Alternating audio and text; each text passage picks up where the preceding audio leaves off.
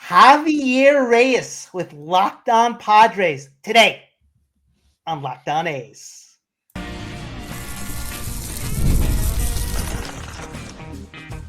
You are Locked On A's, your daily podcast on the Athletics, part of the Locked On Podcast Network. Your team every day. Welcome to Locked On A's and Locked On Padres, part of the Locked On Podcast Network, where it is your team every day. I am your host, Booney, and Javi Reyes from Locked On Padres. Thank you for making Locked On A's and Locked On Padres your first listen of the day. I'm from the Bay Area, been a diehard A's fan since 1981, and I'm here to bring you a real fans take covering everything from Oakland, Sacramento to Vegas. This is the place for A's fans to get the latest game breakdowns, team news, and more. This is where the passion of the fans take center stage. We are free and available wherever you get your podcasts, including YouTube. Please hit that subscribe button wherever you are following the show. We are still officially considered off season, 3 days a week. Trying to get those episodes in for you Monday, Tuesday, and Wednesday, unless the A's surprise us and hit us up with some surprising off-season news that the Padres may have. Starting February 10th, we'll be back to 5 days a week. That's when pitchers and catchers report. Javi, thanks for joining us. Tell us about the possible off-season news the Padres might have in the old bucket.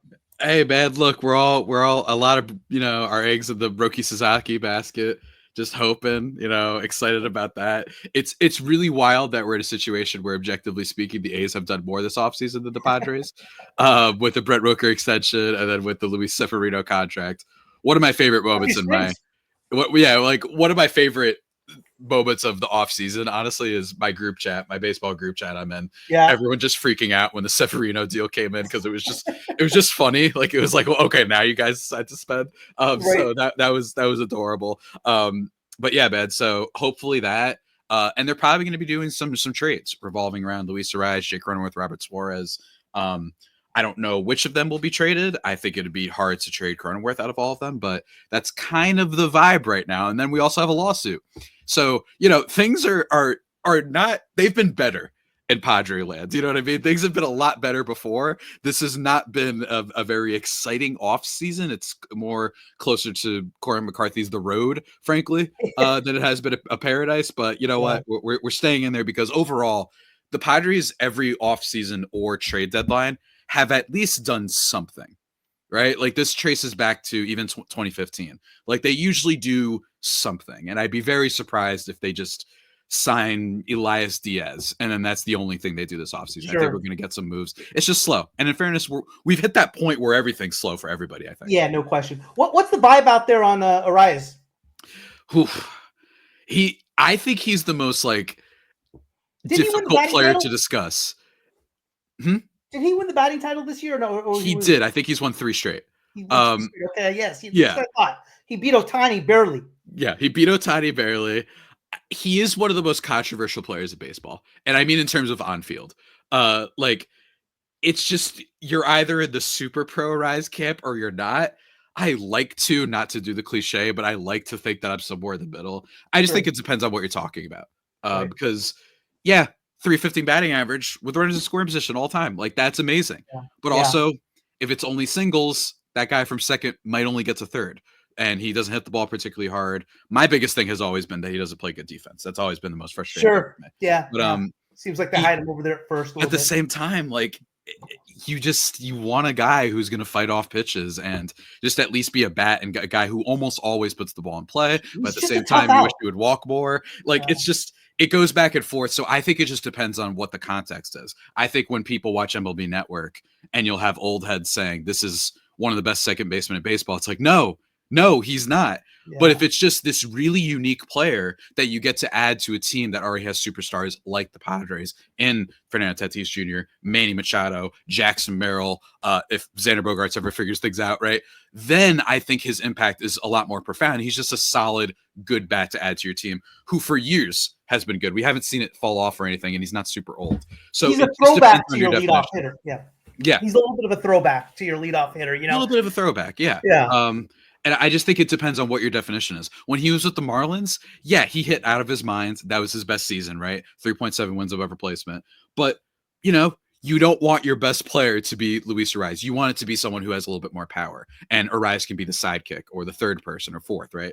Sure. That I think it all depends on the way he's viewed. What is the exact image? What are people trying to compare him to? And then that's where the debates and whatnot arise, I think. I get it. I absolutely get it. Before we get into why exactly I wanted to talk to you, I got to tell you, Jav, that today's episode is brought to you in part by FanDuel. From big upsets to game-winning drives, the NFL playoffs are better with FanDuel. New customers can bet $5 and get $200 in bonus bets, guaranteed win or lose. Visit FanDuel.com to get started.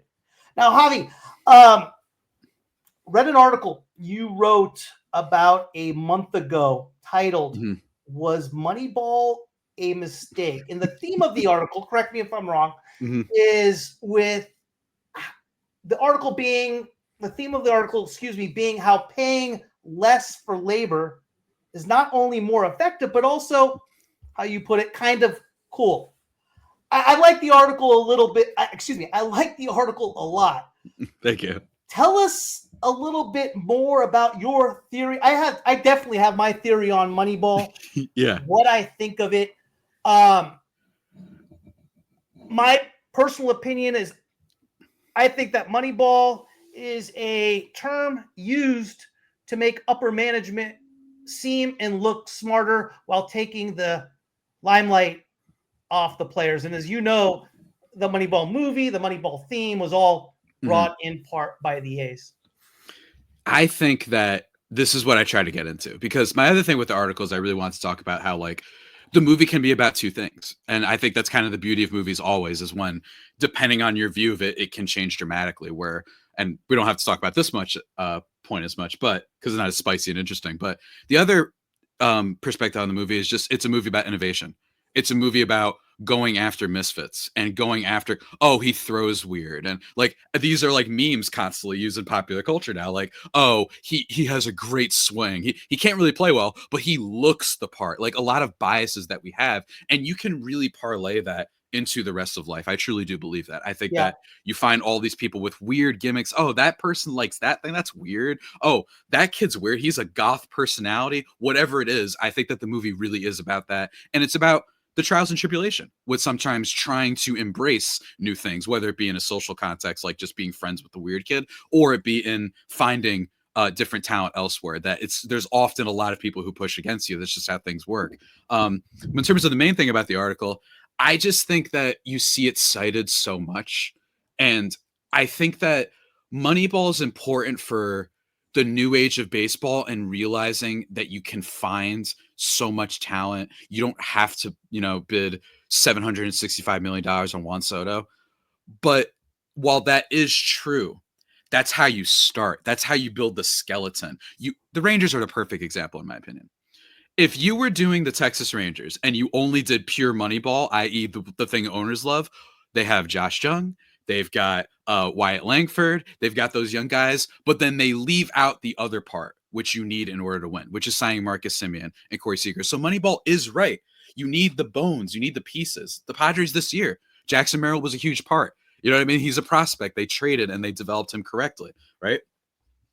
But then you also need the stars in order to get you farther, because while it's really cute when you have your little Bryce Turangs on the Milwaukee Brewers giving you 3.5 wins above replacement, I don't know how they're going to do when they're facing big level competition and big markets, and they're facing Yoshinobu Yamamoto or they're facing Max Fried. Whatever it is, it just doesn't add up. And basically one of my examples I said in the article was just like, past 30 seasons, there have only been 3 teams that won a World Series outside of top half of payroll. Correct. And there's only one that was a true outlier, which was the Marlins in 2003. They were number 25. So yes, it's not just spending. Angels are a good example, right? Like, you don't want to do that necessarily either. Rockies, a little bit of an example. But this idea that you can win that way, no, you can have a good season that way. And this is the only sport where consistently of the 3 majors, we ignore the playoff stuff as if it's like, hey, we're just happy they're there. In football, my guy Justin Herbert, are people like, oh, well, it's just good they got there. Some people are, but they're like, no, you got to get it done in the playoffs. And this is the only sport where people seem to just lay off of that that type of criticism.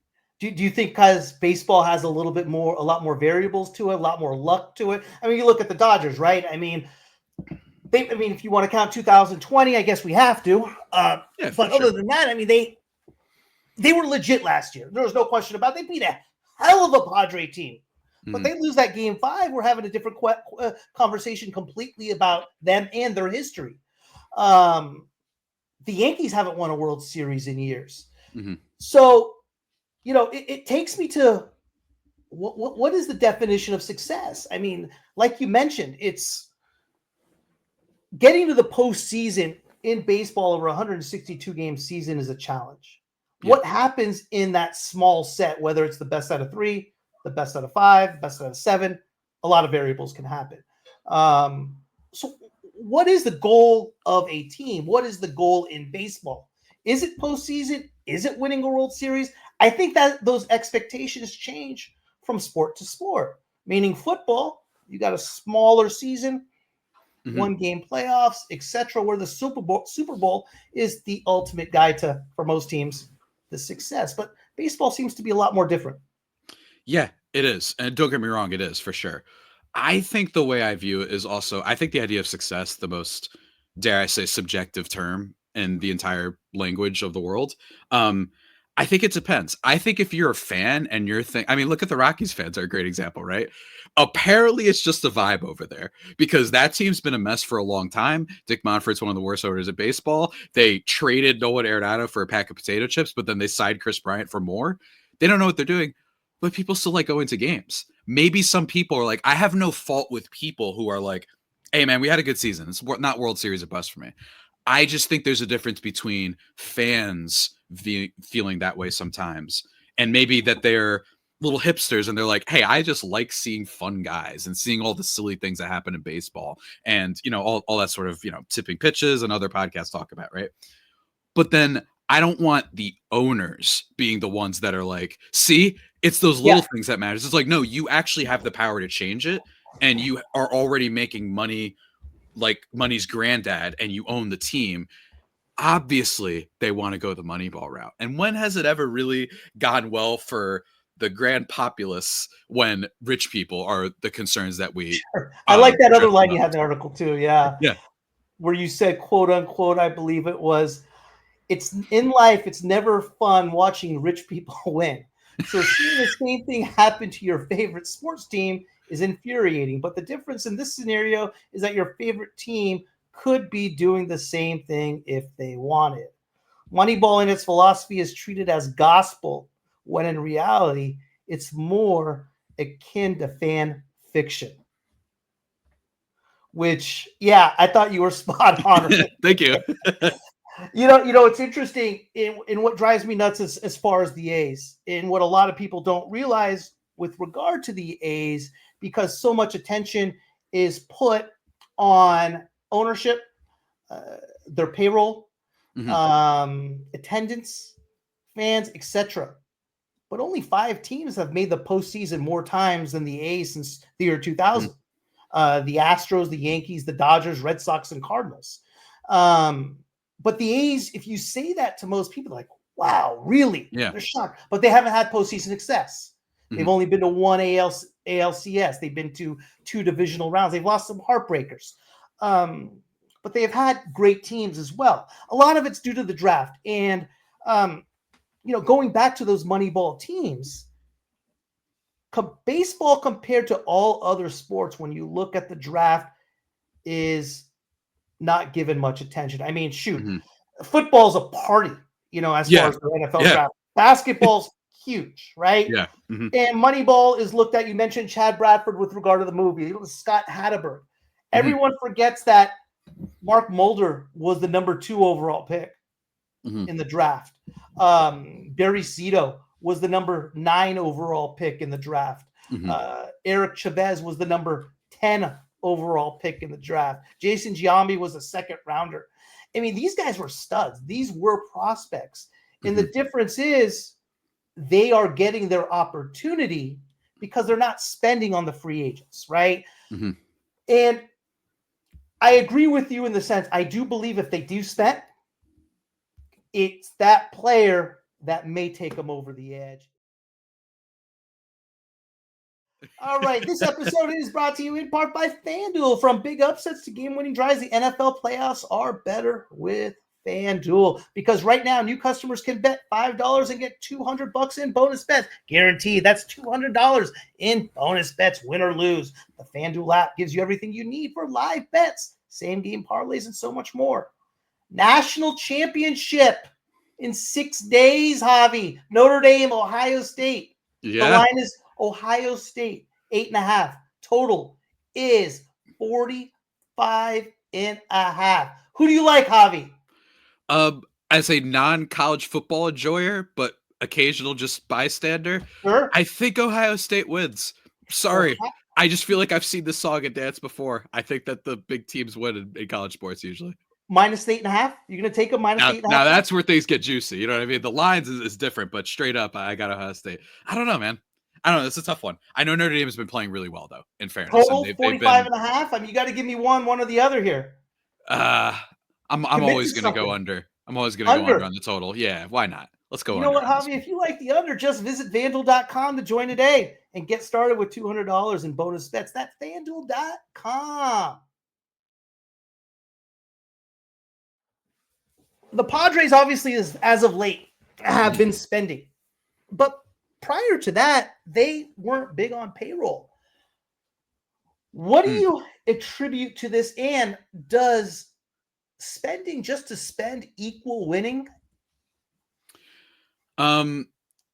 Here's the thing.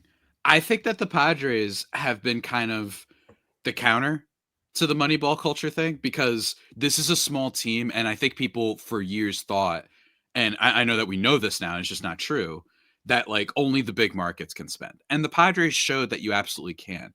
And I think to more to that point is also, I said top half of payroll is how you have a chance at winning World Series. I didn't say you have to be the Dodgers. In fact, that's also a myth. The idea that spending the most is what guarantees you a World Series. It makes getting to the playoffs a lot easier, I'll tell you that much. But winning a World Series, no. In fact, that the team, I think it's only happened like 2 times in the last 10 years that the team that spent number 1 has won the World Series. Now, don't get me wrong, you'd still prefer that instead. It makes it that you have a longer championship potential window. But I think that that's also a mistake. But that's my issue. So when you brought up the A's, right? When you bring up the Moneyball A's, first of all, love that they ignore that the movie that it ignores that Miguel Tejada was on that team. One of the funnier things about that movie. Correct, yeah. Just completely ignores the MVP was on the team. Like, it's just amazing. It's just amazing. Hadford got some run though. Yeah, he did. Shout out my guy, Chris Pratt. I think with that, it's also like the A's.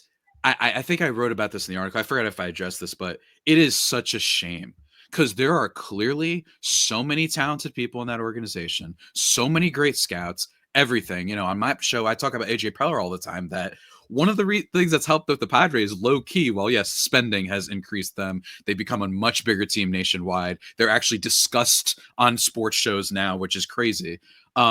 But AJ Preller, a brilliant scouting mind. This is a team that's made trades for Blake Snell, made trades for Adam Frazier, made trades for Yu Darvish, Juan Soto, all these guys, Joe Musgrove. And yet they still find ways to get some new prospects. Jackson Merrill being a great example this year. Player. And they've got Ethan Salas and Leota DeVries, who the farm isn't as strong as it once was, but this happens every year. After they make these big trades, all of a sudden they're like, okay, yeah, it's not a top system, but it's hanging in there. How'd they do this so quickly? You need that, and the A's clearly have had that for years. So I'm always like, what if you just did those 4-year, $40 million contracts? What if you just got up to a payroll number of like the Astros? Then you'd be really in business. What if you made it that when you go into negotiations, teams don't just give you scraps because they know, all right, you and me both know you have to trade this guy because your owner's cheap.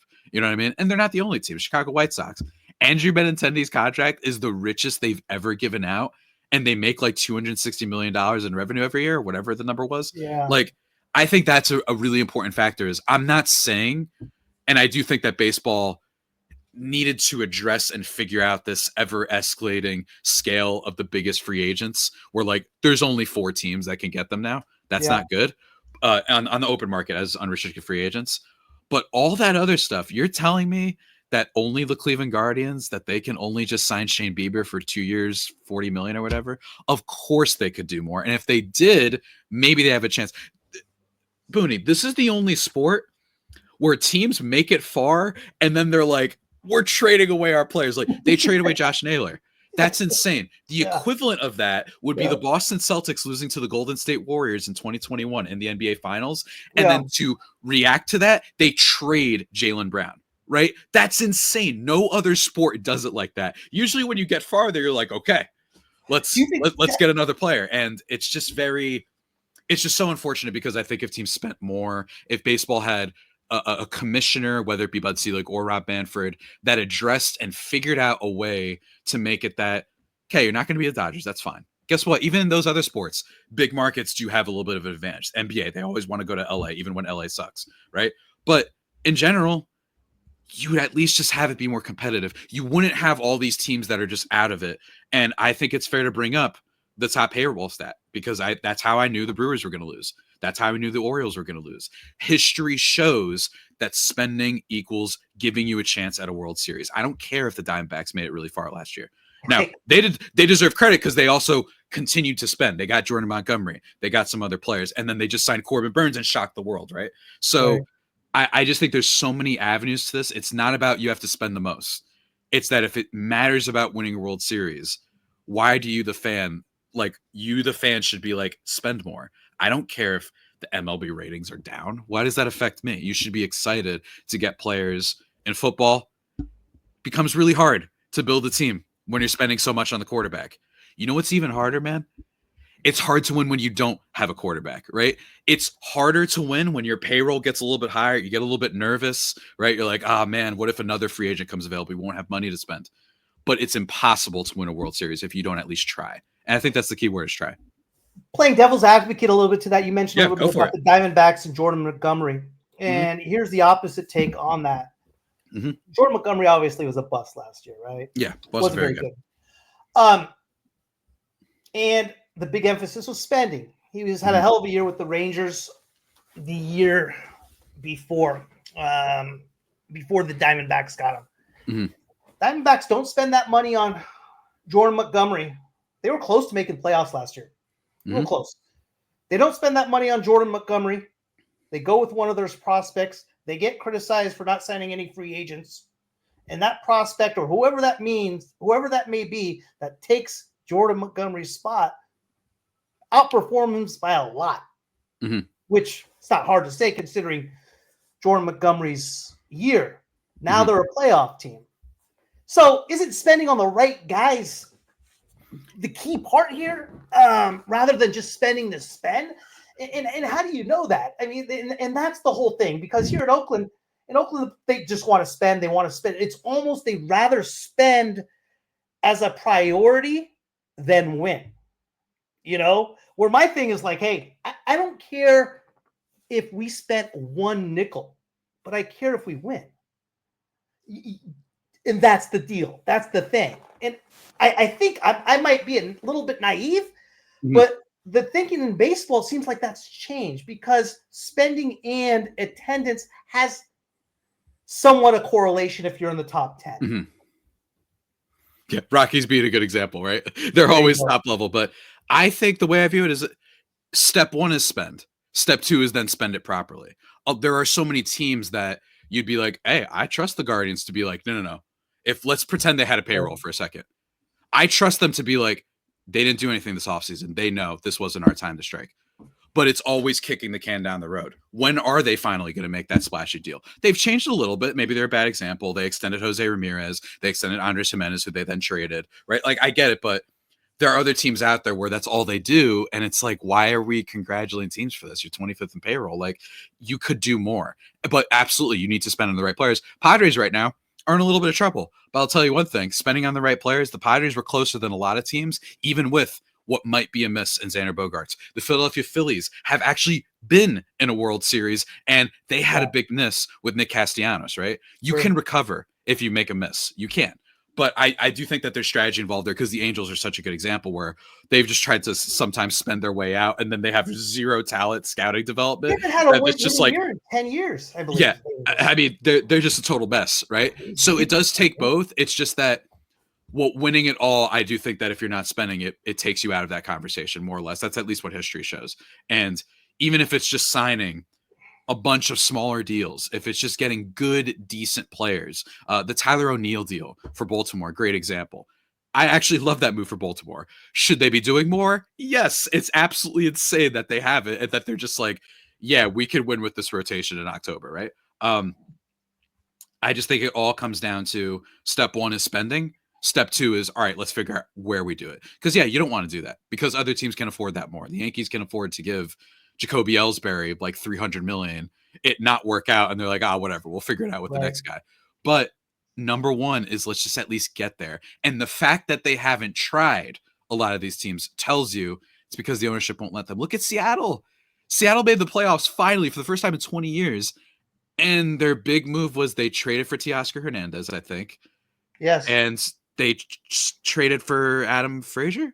Like, So. but maybe if you, I don't know, went out and did some more moves than that, maybe you'd have a better chance instead of relying on Julio Rodriguez to be an 8-win player every year. So yeah. I just think, it's a step one and step two thing. I want to get your take on a former Padre and the big signing and Juan Soto. What do you think of that signing? If the Padres had an opportunity to sign him, would you have taken it? And third, the rumors that I've read recently of Juan Soto and Manny not getting along. Okay, so the latter, the Juan Soto Manny thing, I will concede that it is possible that Manny Machado might not be the greatest, most illuminating clubhouse presence in the world. I will not concede the idea that he's some lazy player. I disagree with that strongly because he's played in more games since 2017 than anyone except Paul Goldschmidt. That part I disagree with, but maybe his personality, he had some bad quotes last year after the 2023 disappointment season where they asked him about being a mentor to players. He's like, what is this college? Like, it's like, first of all, funny answer. Secondly, I get what you're saying, but also, hey, you should still be a little bit of a presence there. I think that is important, whether we like it or not. So I will concede maybe there's something there, maybe. Yeah. When it comes to whether the Padres, I guess, made the right decision, just losing on Juan Soto or whatnot, I think that what his contract was proved that they made the right decision.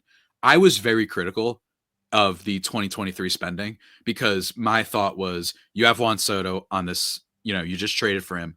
Why did you decide that offseason to pay Manny, pay Suarez, pay Cronenworth, pay Bogarts, pay Darvish, all of those players when you could be using that money for Soto?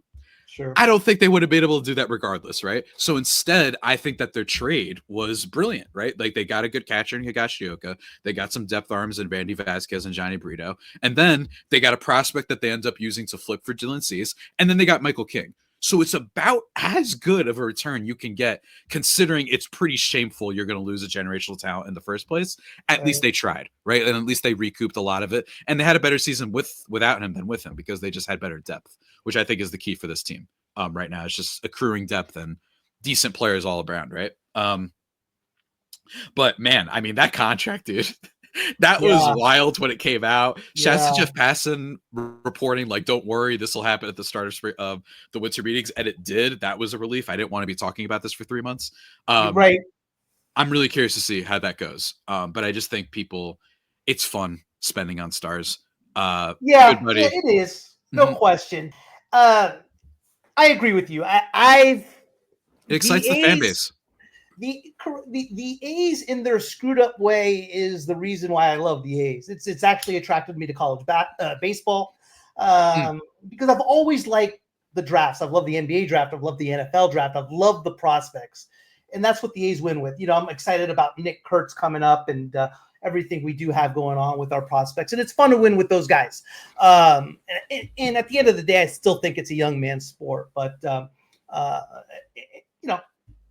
they play a fun brand of baseball, but I do 100% agree with you. I think what the A's have missed, the last couple of years has been a joke. We know what happened, but previous to that, they haven't added that leader veteran signing. Yeah. For example, in the Moneyball years, everyone forgets. Shoot, Jermaine Dye, they did a sign and trade, 3 years, $33 million. I mean, he was an all-star and a Gold Glove with Kansas City. He was nowhere to be mentioned in the movie. You would have thought Scott Hatteberg would have triple crown. Yeah. It's amazing. And I mean, prior to this offseason, I'm pretty sure the A's wasn't like their biggest contract ever, like the Billy Butler one. The Billy Butler, 3 years, $30 that was million. the biggest one. That's crazy, right? And Yeah. I mean, look, I imagine you talked about this ad nauseum with like, definitely not a coincidence. All of a sudden, John Fisher just found money, and he's like the Mr. Inheritance man. Like, that's not great, and I feel bad. Maybe it could mean whatever your perspective on the A's is. That's for certainly for another episode. Everybody could watch your show for right on how all this is unfolded. But it's very like, yeah, guys. Breaking news: they had money. They absolutely could have spent 100%. Yeah, they always have money. Years with like, I mean, even just a few years ago, they lost Matt Chapman and Matt Olson and Sean Murphy, or not Sean Murphy, and like a bunch of other players. I mean, they had Sonny Gray at one point. Like, imagine if maybe just one got extended, and then they just built just one, you know, just one, a little bit. If you do a little bit, that adds up, right? And I just think like it's just sad that baseball's in this position where there's all these teams that, you know, don't spend and whatnot, and we're you know, and then they throw a Moneyball in your face as proof, and it's like, well, also at the end of that movie they lose, so I would be spoiler alert, they lose, but that's what I love. That's why I want to write about the movie, because the movie's also about, wasn't that win streak and the vibe amazing too? Like, it depends on what you want as a fan. I have no issue with fans being like, I'm just here to have a good time and I just want to like players. I have no problem with people who don't have a team and they're just like, I kind of am a nomad and I just like, hey, you know who in NBA, I like Anthony Edwards. He's funny. Like, I'm just gonna be a Twins or a Timberwolves fan for a little bit. And the A's, oh man, I really like Coco Crisp because his name is funny. Like, I don't care what your reason is. It's just, we shouldn't let the owners be the ones that are deciding what counts as success. I think that that's the problem. Javi, we'll wrap it up there. Thank you for making Locked On A's your first listen today. For your second listen, find Locked On MLB. Baseball guru Sully brings a daily blend of humor and baseball, keeping you updated on every rumor and story throughout the offseason. Find Locked On MLB on YouTube or wherever you listen to your podcast. Javi, you are the best. I appreciate you joining, and I am going to be sure to be tuning into your show soon, and I will shoot over the link to where you have your articles on. That was a fantastic article, and I think everybody go check that out. Unwinnable.com. If you are on Blue Sky, it's one of my most recent tweets. Otherwise, at Javipeno on Twitter /X and Blue Sky, JAVIIPENO. Follow on there. I've been talked about it. I'm going to post it again or whatever, because I forgot to post it when I originally wrote it, but check that out if you want. Really fun. Hopefully. Oh my God. My heart dropped for a second.